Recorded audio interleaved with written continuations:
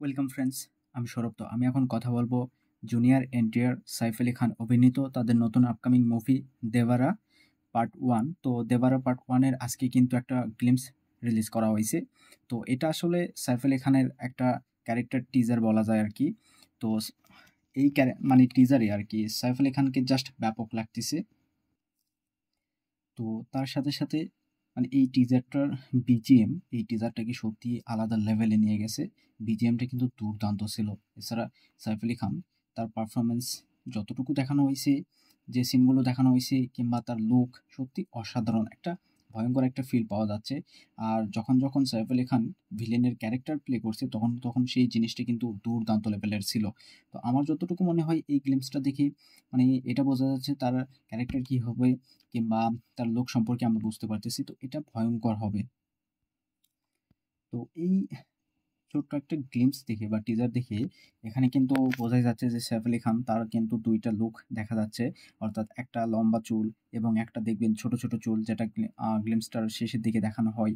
তো মানে এখানে গল্পটা খুবই ইম্পোর্টেন্ট হবে এবং গল্পটা একটু লম্বা হতে পারে আরকি, যতটুকু ধারণা করা যাচ্ছে।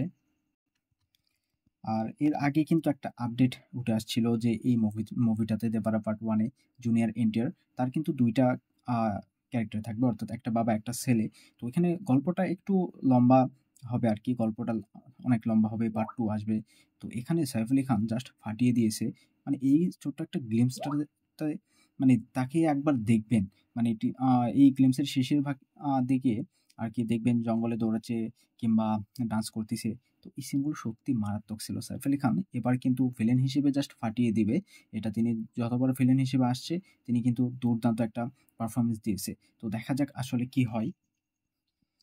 আর যেহেতু মুভিটা রিলিজের খুব একটা দেরি নাই এবং তারা কিন্তু খুব বড়সড় করেই প্রমোশন করতেছে। অনেক আগে থেকেই গানগুলো রিলিজ করা হচ্ছে, টিজার নিয়ে আসা হচ্ছে। তো এরপরে ট্রেলার আসবে, তখন কিন্তু আমরা সবকিছু আরো ভালোভাবে বুঝতে পারবো যে তার ক্যারেক্টার কি কিংবা কি হতে যাচ্ছে, তার লুক সবকিছুই মানে সম্পূর্ণ কিছু আমাদের কাছে রিভিল হবে। তখন কিন্তু আলাদা একটা মজা পাওয়া যাবে। আর অবশ্যই আমি জানি যে এখানে সাইফ আলি খান ভালো একটা পারফরম্যান্স দিবে। আর এটা মানে তার ক্যারিয়ারের আ বলতে পারেন বড় একটা চমক হয়ে থাকবে। তো দেখা যাক কি হয়। ফিল্মসটা কিন্তু আমার কাছে দুর্দান্ত লাগছে। আপনাদের কাছে কেমন লাগছে সেটা অবশ্যই কমেন্টে জানাবেন। ভিডিও ভালো লাগলে অবশ্যই একটা লাইক করবেন, শেয়ার করবেন। আর এই চ্যানেলটা সাবস্ক্রাইব করবেন। ধন্যবাদ।